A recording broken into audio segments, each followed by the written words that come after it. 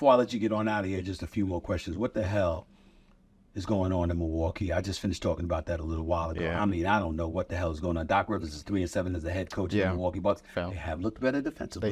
They have looked better defensively, but they ain't winning. Yeah. And Chris Middleton's a problem. He ain't what he used to be. Drew Holiday is no longer there, so you're not getting that defensive tenacity from the backcourt spot.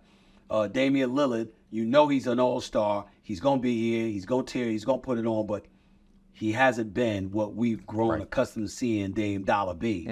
And Giannis is conspicuously quiet since Doc Rivers has arrived, and he's just letting it flow, even though he's still putting up numbers. Your thoughts about the Milwaukee Bucks? Last night, I watched him play against the Jazz. I'm sorry, watched the Grizzlies. Yes. And watched the 19-year-old Gigi Jackson walk past his defender 100 times. I'm like, something's not right. The defense is better, but it's not as good as you need it to be if you want to win that championship. The offense, when they was with Adrian Griffin, is like the third best in the league. It was cool, and that was carrying them to the 30-13 record before Adrian. That offense is not carried over in the 10 games of Doc Rivers. A lot of that is Dame shooting less than 30% from three on his high volume. A lot of that is Chris Middleton not playing because the numbers say that when Chris Middleton, Giannis, Dame, and Brook Lopez on the court together, that's like the best lineup in the league. Right. But if you can't keep Chris healthy, and we're talking about April, May, and June, that's when it matters the most. We just talked to Kendrick Perkins a little while ago. We asked him, of course, as a guy that played under Doc and has been through a 14-year NBA career, what is it like to see that coaching change in the middle of the season? He says it's hard, and it might take some time. And Kendrick predicted, as with all his knowledge, that after the All-Star break, it'll look better. I don't know if I have that same optimism because I think about them going into a series against Boston.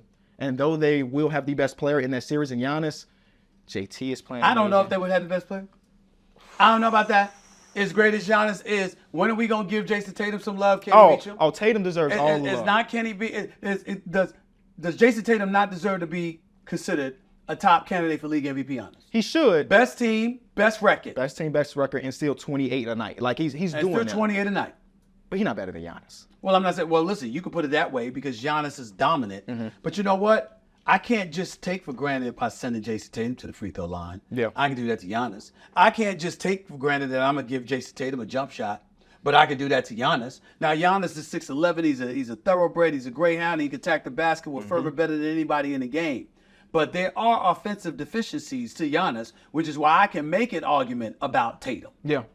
But I see them go to that finals against the Phoenix Suns when they needed the most. He shot with 16 of 17 from the free throw line. Yeah, that's true. 50-point game. We ain't seen it since. That's like bringing up the fact that I made 17 straight three-pointers when I was trying out for Winston-Salem State. I ain't do the shit since. It's been a minute. I mean, it's been a minute. I ain't do it since. I mean, that don't count. You're right. All right, we ain't seen Giannis do that ever since. And oh, by the way, don't get me started. He was playing against DeAndre Ayton. He was. Okay, Aiden is who's a whole in other Portland? story. I mean, please, Yeah, he's in Portland using snow blowers to get out of his driveway Yeah.